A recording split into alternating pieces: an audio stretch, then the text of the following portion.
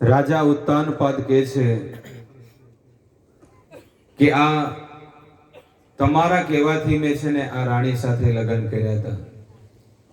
ત્યારે સુનીતિ કહે છે કે આ તો વિધાતાના ખેલ છે. ક્યારેક કોઈ જીવને સુખ મળે અને ક્યારેક કોઈ જીવને દુઃખ મળે. ભક્તો એ દિવસે એ રાજા રાણી સુનીતિના એક કુટિયામાં રોકાઈ ગયા. એક રાત માટે ત્યાં રોકાઈ ગયા અને બીજા દિવસે સવારે પછી રાજા પોતાના મહેલમાં ગયા. ત્યારે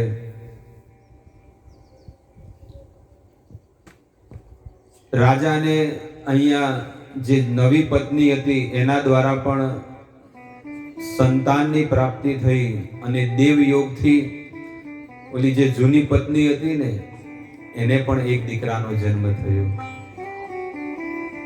આ જે સુનીતિ જે મહેલમાં હતી તો એને એક પણ દીકરો ન હતો, પણ જ્યારે જંગલમાં ગઈ ને ત્યારે એને દીકરાની પ્રાપ્તિ થઈ. વર્ષોથી એ પત્ની અને પતિ બંને સાથે રહેતા હતા પણ કોઈ સંતાનનું સુખ નથી. પણ જ્યારે માત્ર એક દિવસ એમનો સંગ થયો, બંને મળ્યા, તો ત્યાં ભગવાન દ્વારા એમને પણ એક સંતાનની પ્રાપ્તિ થઈ અને બંને દીકરાઓના નામકરણ થયા. રાજાને આ વાતની ખબર પડી. રાજા બહુ ખુશ થઈ ગયા. પણ પેલી નવી પત્નીને બહુ ક્રોધ આવ્યો કે કદાચ આ દીકરો મોટો થઈને ક્યાંક રાજાનો બની જાય. આવું એમને દુઃખ લાગ્યું.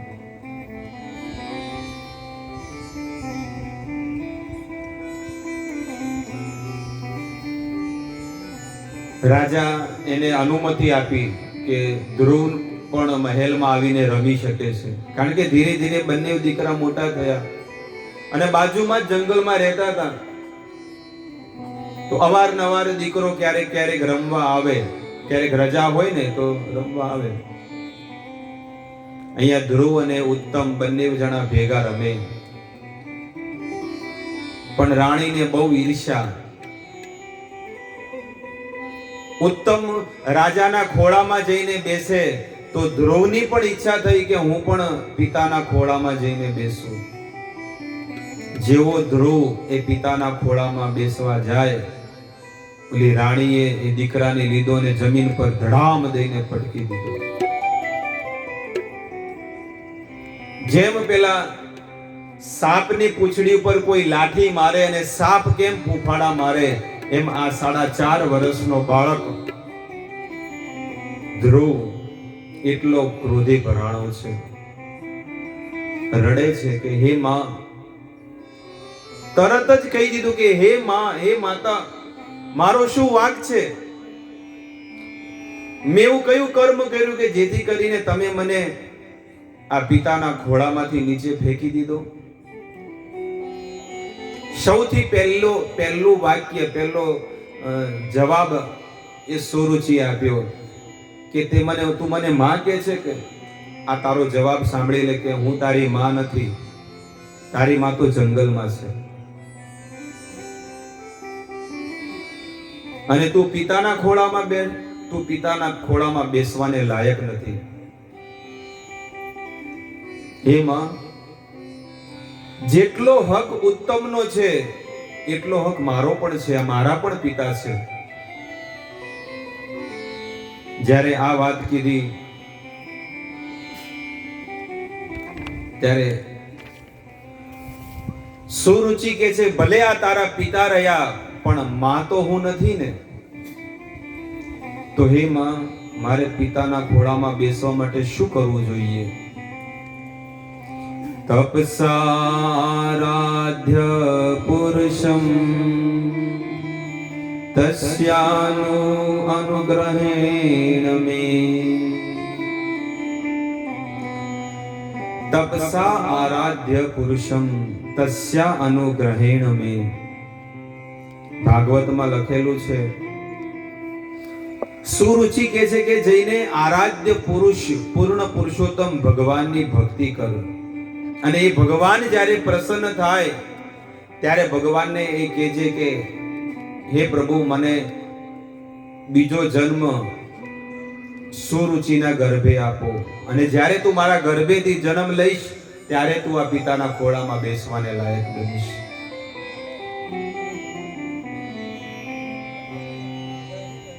ધ્રુવ રડતો રડતો જંગલમાં જાય છે, અને જંગલમાં જઈને પોતાના માના ખોળામાં જઈને રડવા માંડ્યો. ધ્રુવને આટલું બધું દુઃખ નહોતું લાગ્યું, પણ આજે અતિશય દુઃખ ધ્રુવને લાગ્યું છે. એ ધ્રુવ મહારાજ રડતા રડતા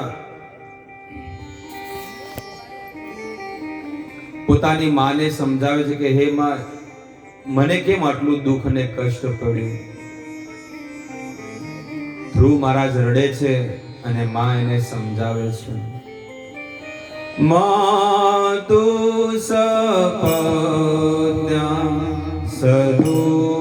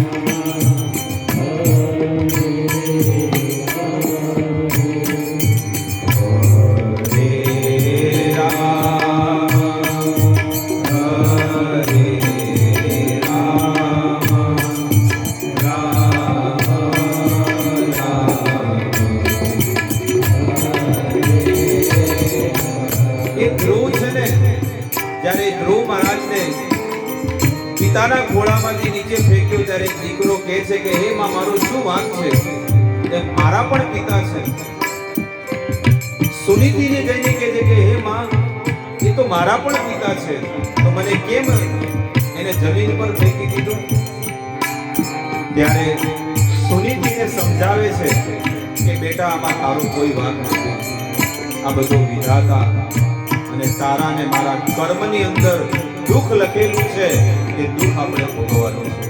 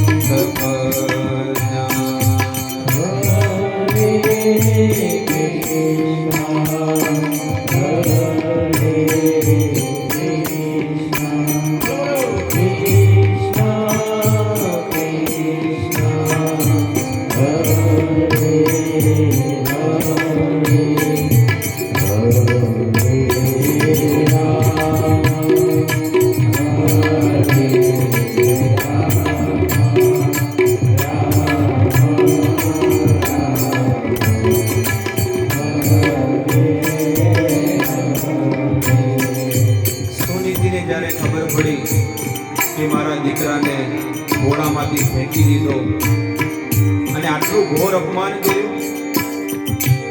સુનીતિ કહે છે કે બેટા, તું કોઈ ચિંતા મત કર. ધ્રુવ મહારાજ કહે છે કે ના, મારે હવે એ પિતાના ખોળામાં બેસવું છે.